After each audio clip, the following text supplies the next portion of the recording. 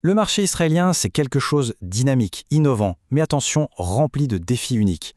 Avoir une super idée, c'est le début, mais la transformer en vrai succès là-bas, c'est une autre histoire. Allez, on va décortiquer ensemble le plan en 3 étapes pour y arriver.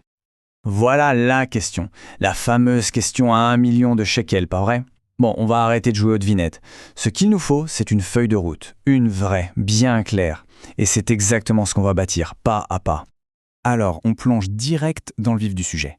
Première étape, on élabore le plan directeur, le blueprint. Parce qu'avant de vouloir conquérir le marché, il faut que tout soit carré en interne. C'est la base de tout.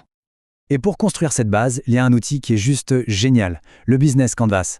Faut voir ça comme une carte stratégique, mais super visuelle. Sur une seule page, ça nous force à mettre noir sur blanc les piliers du projet. C'est ce qui transforme une idée un peu floue en un plan bien structuré. Ok, mais comment on remplit ce fameux canvas? En fait, il faut se concentrer sur 3 questions, mais alors 3 questions essentielles. D'abord, quelle est notre proposition de valeur? Qu'est-ce qui nous rend vraiment unique? Ensuite, question numéro 2, qui sont nos clients? Mais attention, il faut être super précis. Et enfin, la troisième, comment est-ce qu'on va gagner de l'argent? C'est quoi nos sources de revenus? C'est ce cheminement qui fait passer un concept abstrait à quelque chose de concret. Et là, il y a un point crucial à comprendre. Le temps qu'on passe sur cette planification, ce n'est pas du temps perdu, c'est un investissement. Chaque heure passée à peaufiner ce plan maintenant, ça va nous éviter des tas de problèmes et des pertes d'argent plus tard. C'est vraiment la clé pour être efficace. Bon, le plan est nickel sur le papier, mais maintenant, il est temps de le jeter dans l'arène, de le confronter au monde réel. C'est l'étape 2, le test de la réalité locale. C'est là que la théorie rencontre la pratique, et parfois ça pique un peu. Et ça, il faut vraiment se le mettre en tête. Notre super plan, aussi brillant soit-il, ça reste une hypothèse. Une belle hypothèse, bien pensée, mais une hypothèse quand même.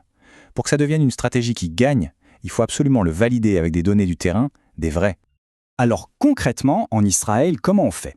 En fait, il y a des outils tout simples mais hyper puissants.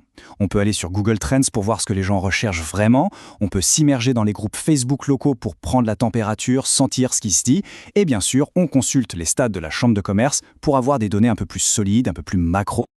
C'est vraiment à ce moment-là qu'on passe du « je pense que » au « je sais que ». Ces outils ne donnent pas juste des chiffres bruts. Non, ils donnent des perspectives, des insights. Et c'est ça qui permet d'ajuster le tir, de baser nos décisions non plus sur une intuition, mais sur une demande réelle, qu'on peut mesurer. Ok, on a un plan. On l'a validé sur le terrain.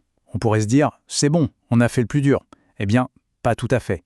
Il reste l'étape la plus subtile et franchement peut-être la plus importante, l'adaptation culturelle. C'est ça le vrai secret pour percer en Israël. C'est vraiment là que la différence se fait, entre un business qui marche et un business qui cartonne. Il ne s'agit plus seulement de ce qu'on vend, mais de comment on le vend. Comprendre et respecter le rythme local, les traditions, la mentalité, c'est tout simplement non négociable. C'est la base. Regardons ça de plus près, avec des exemples concrets, pour voir la différence. Une approche globale, un peu passe-partout, va lancer une campagne marketing sans se soucier du calendrier.